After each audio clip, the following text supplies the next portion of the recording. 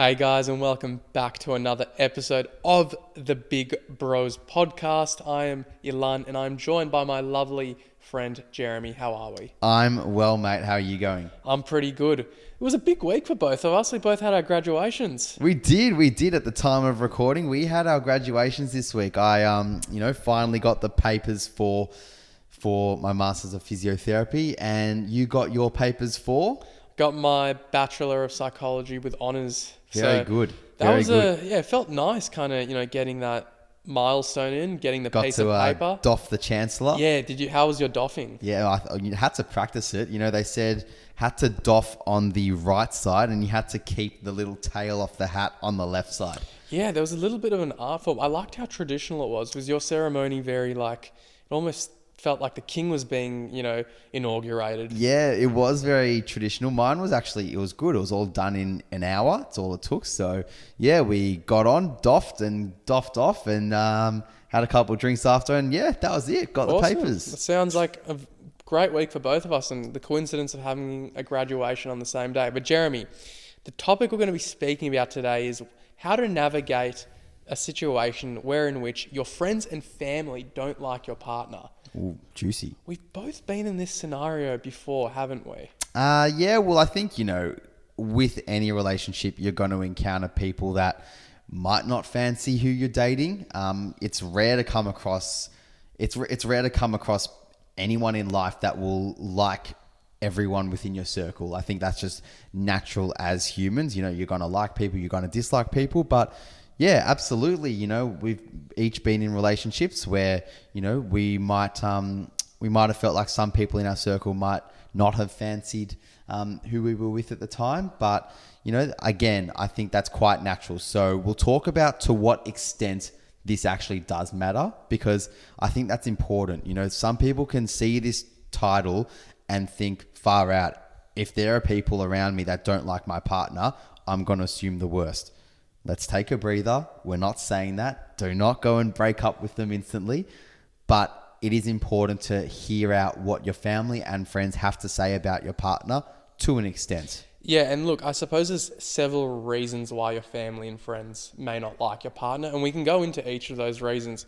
And I think also a good framework to look at it is there's times where it might be worth listening to them, and there's times where it's worth listening to them, but not necessarily having to, agree with what they're saying. You're dating them, not your family, right?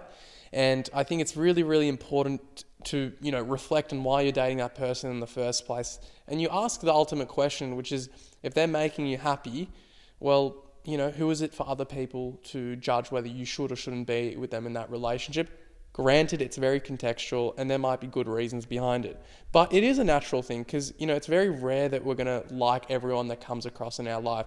Put yourself in the shoes of a parent and you love your child and they're dating someone and you just don't think they're good for them and potentially they're, not making your son or daughter quite happy. You're going to have a protective element in there and you might take every instinct in you to not say how you're feeling because you don't want to upset your child, but sometimes it's really, really necessary. And, I had a bit of experience like that in one of my relationships, a number of years ago now, but at the time I didn't like hearing, and I'm happy to get into all of that. But the first thing I want to say is, as a general rule, and I want to see if you agree with me, I don't think it's necessary in 90% of cases for family or friends to communicate to their son or daughter or friend that they don't like their boyfriend, girlfriend, husband, or wife.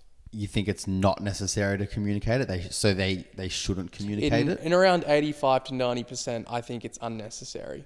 So what's agree? That? Well, what's that 15 to 10%? If they're being outwardly abusive, if they are isolating them from the activities and friends and people that they love, I think those are the 5-10%. So extreme circumstances. Extreme circumstances. Absolutely speak up. Well, no, it doesn't have to be extreme circumstances.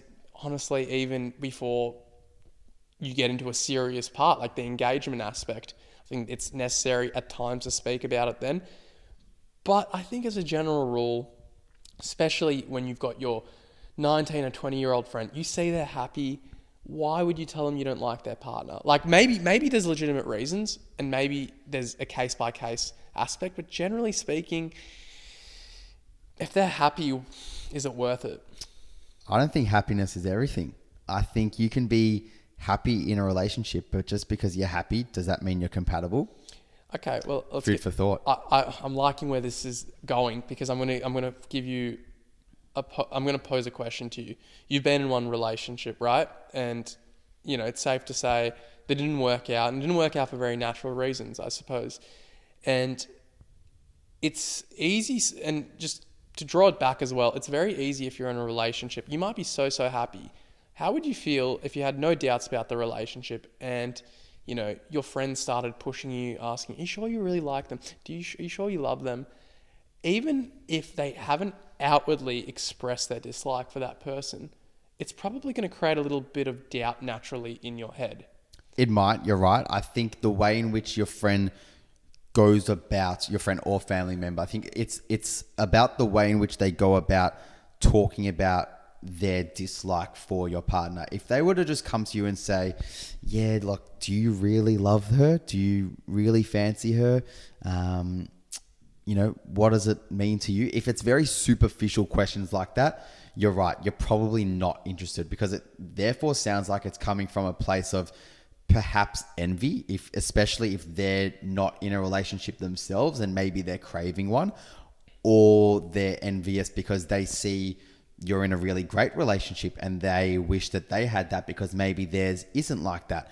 So I think if someone was to come to you from a place of superficiality like that, where the questions and the queries and the doubts that they raise about your relationship are very surface level, one, I don't even think that they would be a true friend of yours in the first place, because a proper true friend wouldn't go about doing that. I seriously don't think they would. I mean, none of my true friends went about doing that with me, and I don't think any have for you either. I don't think, you wouldn't expect a true friend to just come up to you and just say, do you really love them? Do they really love you? If so, why? Like, coming up to you like that, I think is just very unnatural and kind of snarky and rude in a way. But I think if they were to actually come up and raise certain key aspects of elements in the relationship that they've observed, that they've witnessed, that they've been a part of, maybe if you've been hanging out in a group setting and they have actually just said, you know what, like when your partner did this, I felt this, or when I saw your partner do this to you, I thought this. I actually think that's healthy. I think even though you might disagree, it's up to you in terms of how you react and choose to react and respond if your friend is saying that to you about your person. If they're saying it from a place of love, from a place of not wanting to be outwardly malicious towards you, but just from a place of observance, because they're your true friend and they look out for you, or they're your family member and they look out for you, I think that's fine. And I think it's up to you as the person in that relationship to choose how you respond to it. I think it's always necessary to listen. You don't have to always agree though. So I suppose it comes from their intent, correct? Absolutely. Because on that note as well, I don't think you expressing your opinion to your friend or your daughter or son, whether you like them or not, actually has that much influence, because my whole thing here is that they will tend to discover that on their own. And there's not much you can say in that moment in time. And I think it actually runs the risk of doing more damage, because I'll give you another explanation for that. If your friend isn't really comfortable about talking about what's going on in the relationship and you're really probing them and you're saying all these things, they might be in a shit spot already, and they might feel less comfortable coming to you in the future when there is an actual relationship issue, because they know your opinion isn't going to be objective. They already know that you're going to be biased. So they might not even feel safe ascribing how they feel in that moment. Whereas if you and I were to have a conversation, let's say you were in a relationship and I wanted to just know how you were feeling, and maybe I wasn't a fan of your partner. Me personally, I would think about why I'm not a fan of them. If it's really superficial things and I can see you're happy, I would never ever express that to you. More importantly to me though is I want to know, Jeremy, you've been dating X person for this long, how's it going? How are you feeling about it?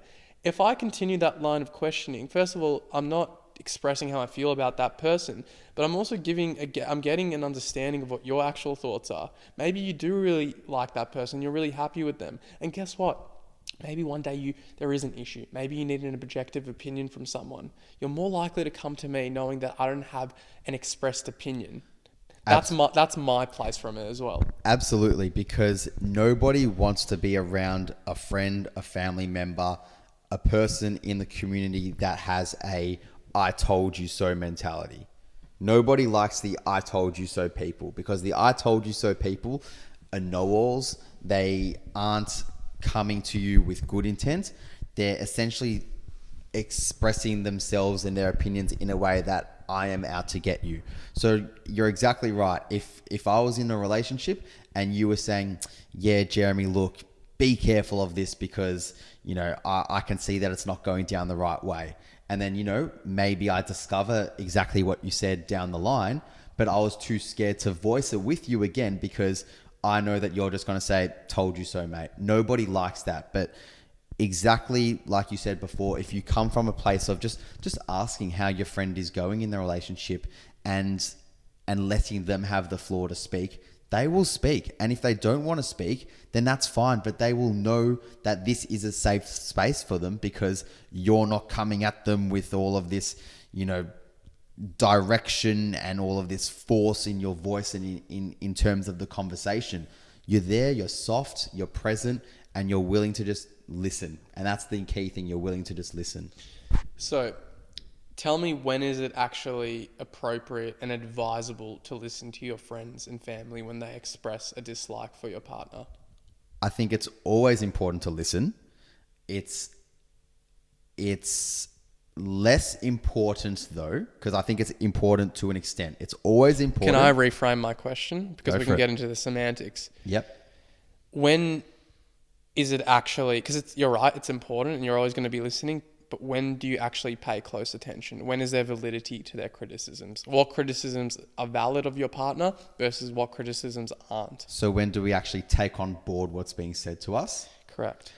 One, when it isn't superficial talk. So when it isn't talk like, I just don't like them. If you were to come to me and just say, yeah, Jeremy, I just don't like your partner. Don't like her. She rubs me up the wrong way. I don't like her. But rarely anyone's coming up to you. I think most times friends and family will they'll owe you an explanation, right? You would hope so, but I think there are definitely people out there listening that they've probably been around friends or family where, there's maybe been envy in the group and someone has just said, yeah, just don't like them.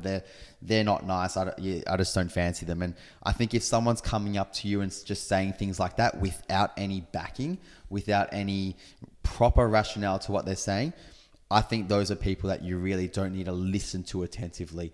I think it's important to listen attentively and to action something when, like I said before, if someone is coming up to you with A, examples, or B, if they've noticed actual change in your personality and in your behaviors, because your friends and your family members know you better than you might know yourself. They know when you're happy. They know when you're in your routine, you're working on yourself, you're doing good. They know when you're switched on, you're enthusiastic. They can pick up on these times in your life when you're feeling not yourself and when you seemingly not yourself. So I think if they bring forth some really good examples and maybe over a period of time, because I think if it's just been a once-off, we can work through that. Everyone has once-off bad days, just as like there might be once-off challenges and hard times you'll come across in your relationship. But I think if they have noticed things over a certain period of time and they bring forth those examples to you, that's when it's really good to, I think, actually be like, okay, like this person's coming to me with fair rationale. They've picked up on my behaviors. I'm willing to listen to this. I've grappled with this for a long time. Not for a long time. It's not something that keeps me up at night, but something I've thought about. And the reason is it would have been 4 years ago, I reckon, nearly, or maybe 3.5 years ago, whenever it was. I was in a relationship that emerged in COVID, and it was a COVID relationship, right? And my parents started to observe things that maybe I wasn't too observant of, perhaps blind spots in my judgment. And they could sense I wasn't myself, and they could sense I wasn't too happy in the current relationship I was in at the time. they sat me down, and everything they said had validity to it. That, without going into too much detail about it, the crux and contention of what they said was, we know that you're not happy. We can sense that she's isolating you away from the things and people that you love. And that was a really difficult thing to hear at the time, because it's first of all way more practical when those around you like your partner.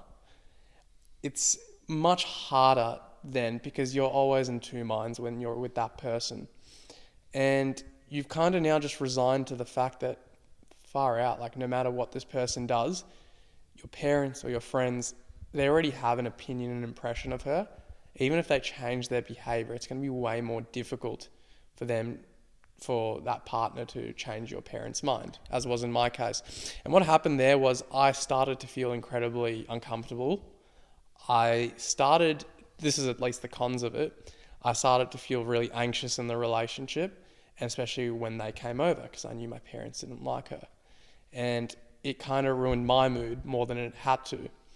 And I've wrestled with it, because I still I would have broken up with that person, because I stayed with them for 3 months after that conversation.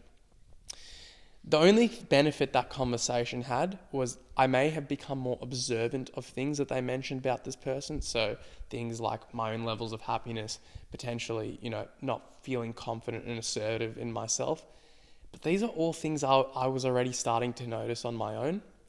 So then I started to think, is it worth your friends and family communicating that? Because the way my parents came up, they didn't ask me. And it's not to bash on my parents, because their intentions were pure. And I listened to a lot of my parents' advice. I think they do know best in a lot of cases.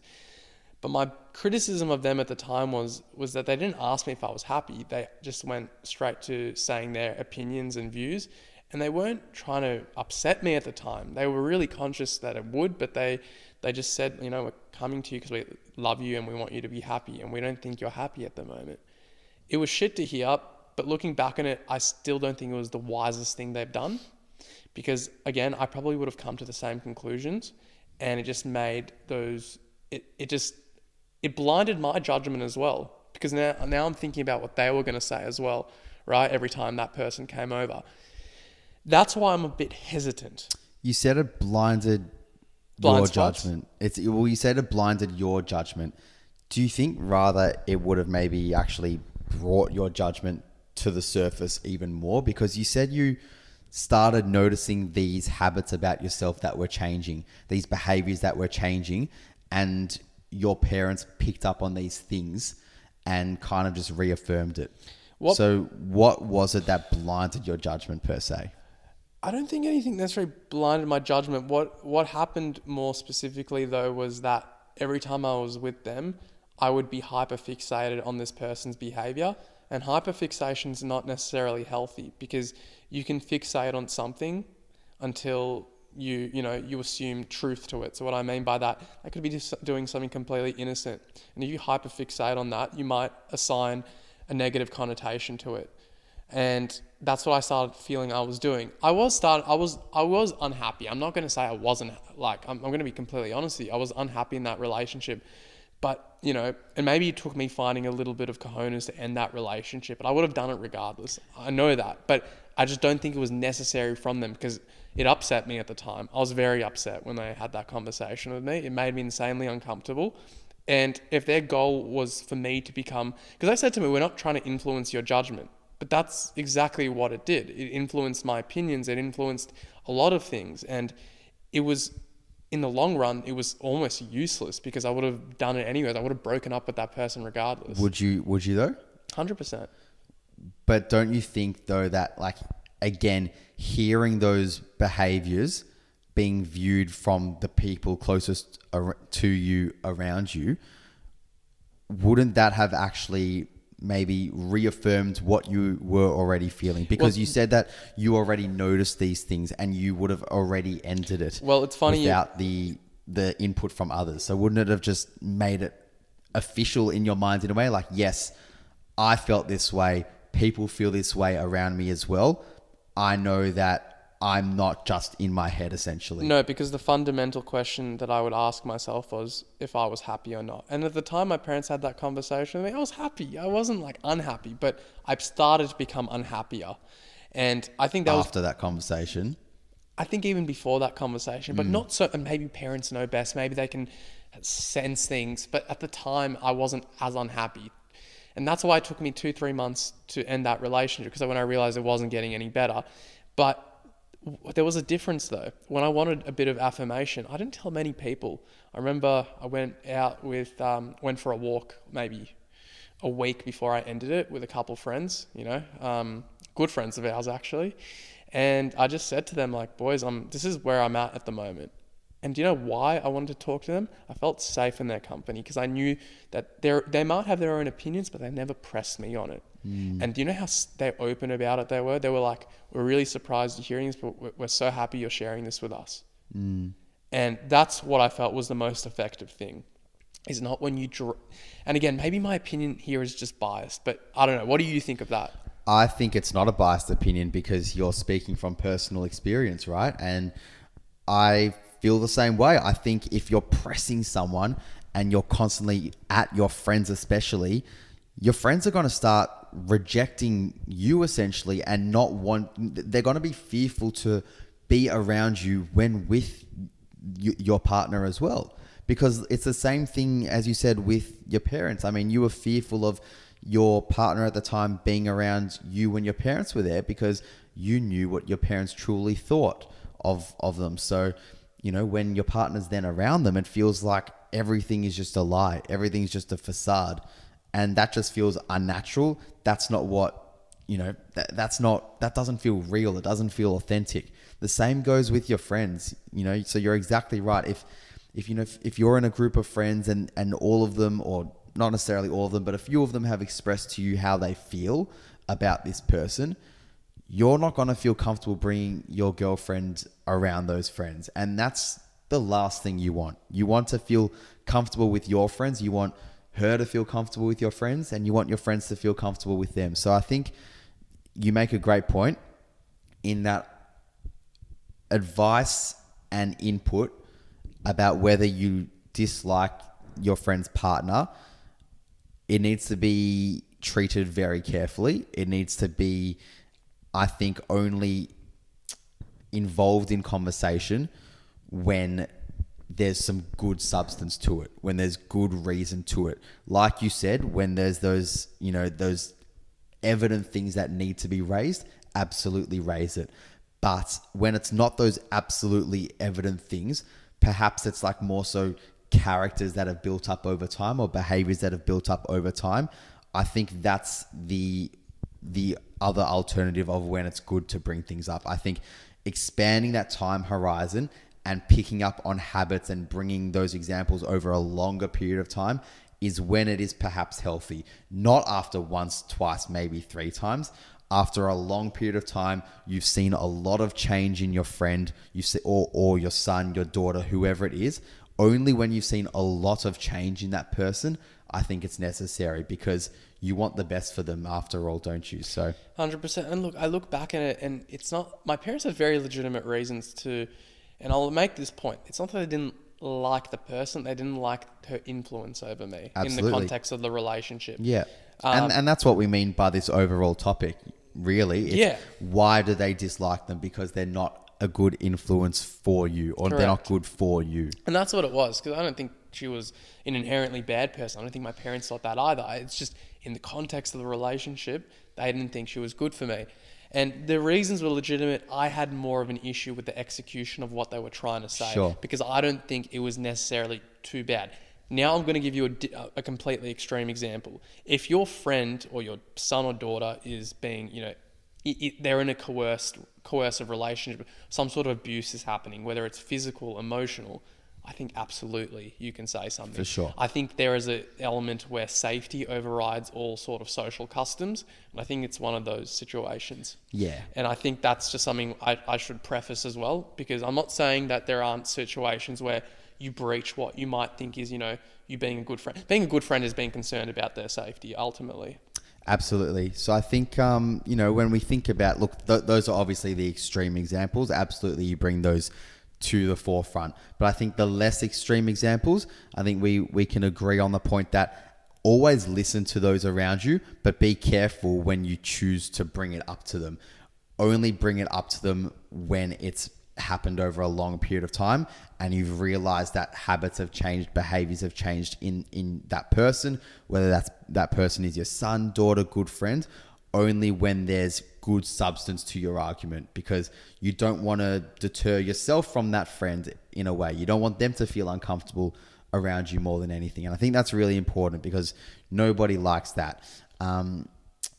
So with that being said, when do you think, or rather, how do you think you should go about it? So say that your friend has come to you and has said a really good argument of why they don't think this person is good for you. It's a really strong argument. They've come from a place of love.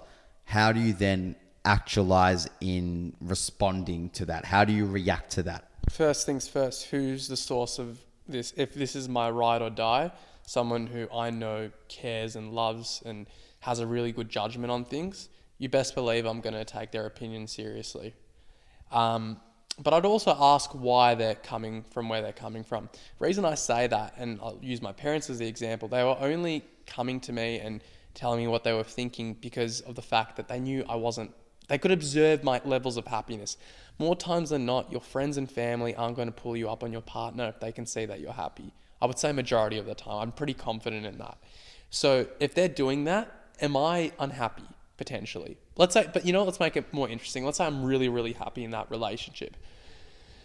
Then I would ask, obviously, what's their reasoning for it? If their reasoning is aligned with my reasoning, if it's a really superficial thing, like, they don't come from a wealthy family, and if their reasoning is, don't you want to be married to someone who comes from money so you have enough of a financial and stable base to, provide a foundation for your kids?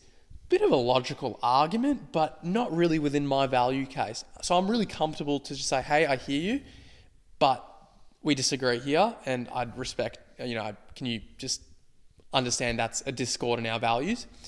If potentially they were telling me a thing like, Ilan, like I saw, your girl and she was being really disrespectful at a party, she was talking to other guys, best believe I'm going to be listening to my mate there, So it depends the reasoning. But if you got to separate the superficial, or not the superficial, the things that actually resonate with you on a values basis versus the things that are just like, are actually quite important. Yeah. So it depends the reason, and it needs to be a bloody good reason. Because once again, I'd like to think the friends I choose, if they can see I'm happy, they would leave it at that. Well, what about you? Let me reverse the script. Yeah, well, I think I would be really, really attentive to listening when it is an example that is changing my behavior. Like if you've come to me and said, Jeremy, over the course of X amount of time, I've noticed that you don't do this anymore. You maybe you're not going to the gym anymore. You're not as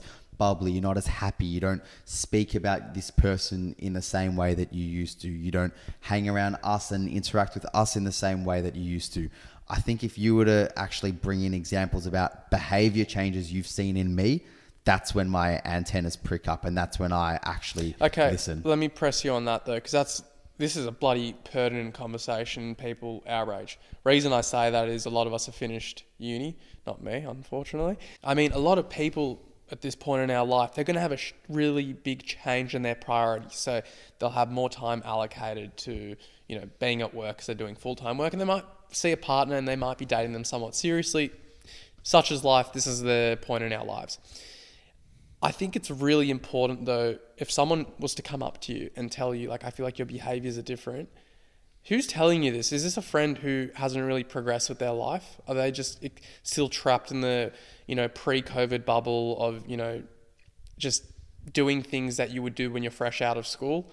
Perhaps they don't like the fact that you've progressed and evolved and maybe your priorities have changed. Well, in this example, I'm saying assume that it is a good quality person. It's a best friend of yours. It's someone that knows you inside out, and they've put forth this really good argument that your behaviors have changed over X amount of time. Okay. in that case, you would think that you'd be self-aware enough at the start to catch yourself. But yeah, it's definitely worth listening to, because I'd be, if your best friend and you know they have really good judgment is telling you this, chances are a lot of other people are going to be saying the same thing. And guess what? Chances are you're not really going to be happy. But they're not going to be telling you these things if they say that you're happy. Like, I'm convinced of that. Yeah. Because the thing is, you know how I know that? Because when they see you, you're giving them the same version of Jeremy or the same version of Ilan, they're not going to care. They might not see you for as much time because maybe you're at full-time work, or maybe you've got more shit on, whatever. But you're still giving them original Jeremy. Yeah, well, absolutely. And I think, look, this is the case where you're not giving them original Jeremy, you're not giving them original Ilan. This is the case where you're giving them a different version of yourself over a longer period of time. Sorry to interrupt you, but do a personal audit. The most important question here is, are you happy? And you said at the start of the episode, happiness isn't everything. Yeah. But in the context of a relationship, it's fucking important. It's very important. And I think that you don't even have to ask yourself, are you happy? Are you sure? Are you happy? Are you satisfied? Are you being fulfilled? And I don't mean in the sense that partner should be fulfilling you.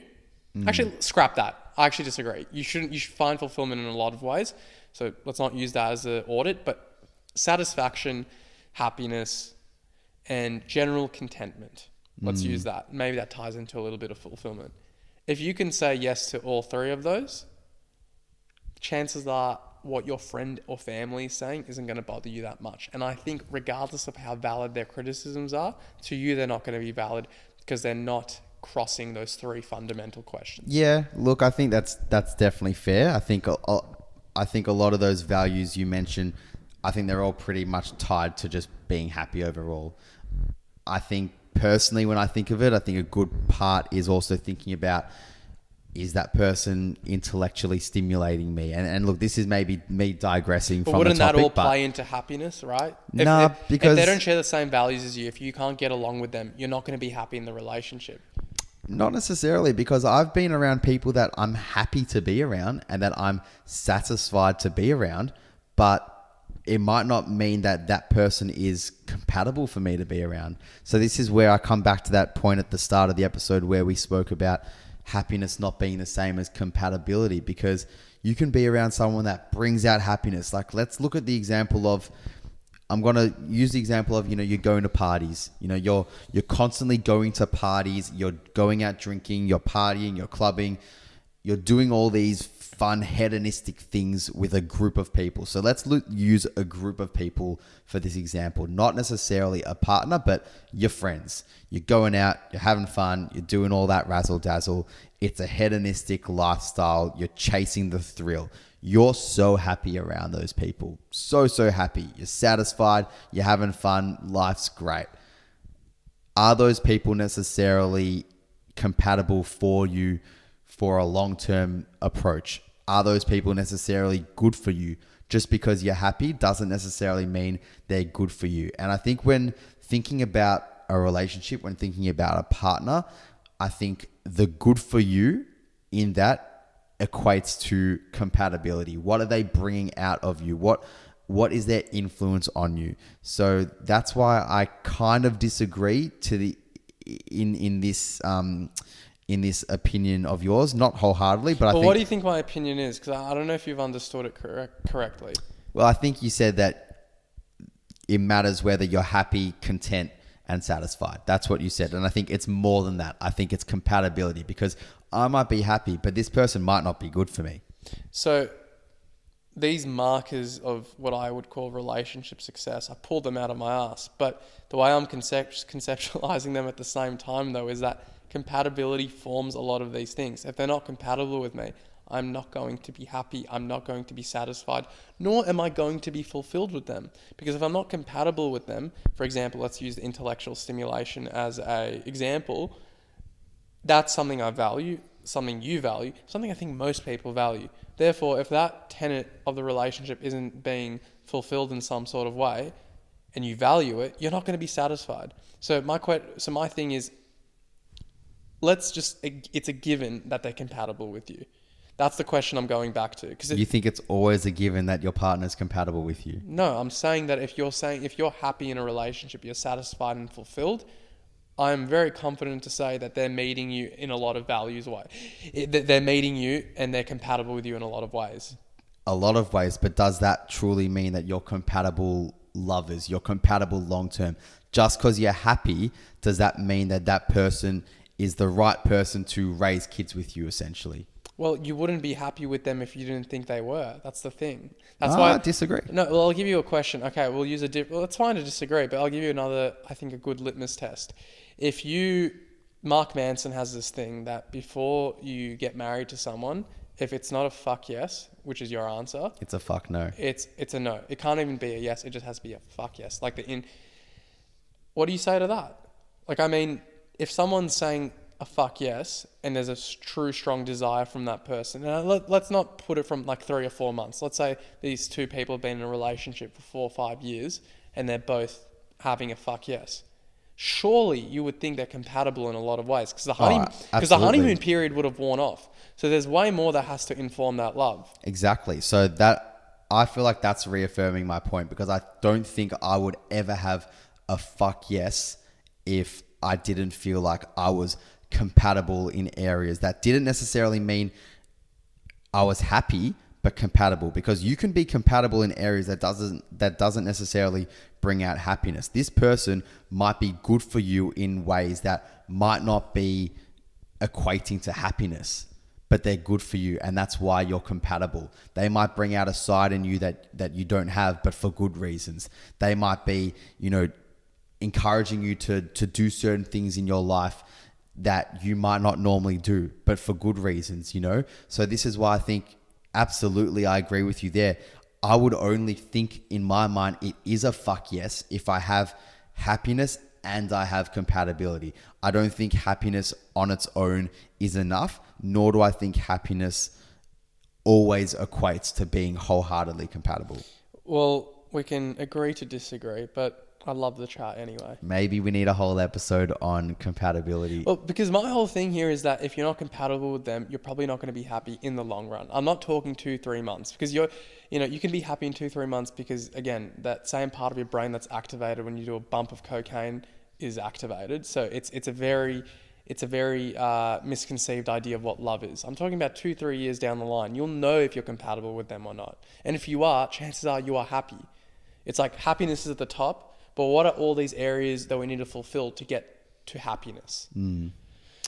Let us know what you think, guys. Yeah, it's been a good debate. I like it. Let us know what you think. And I reckon we need to have an episode on love, happiness, and compatibility. So keen to hear what you guys say. But if we wrap up this episode entirely about, partners not being liked by family members and not being liked by your friends, I think it's safe to say that we agree that, it's important to voice these things within reason when there's good substance to arguments, when maybe the arguments have been seen to affect your behaviors and affect your change, and there's a time and place for things. And just to add to that last point, there is nothing wrong with, being concerned for your friend or your son or daughter. It's good. It shows that you care about them. But probably and perhaps the healthiest way of inquiring how they're going is by just asking them, Absolutely. Are you happy? Are you fulfilled? Are they compatible? And on that note, guys, have a happy and lovely rest of your Tuesday. See you later, guys.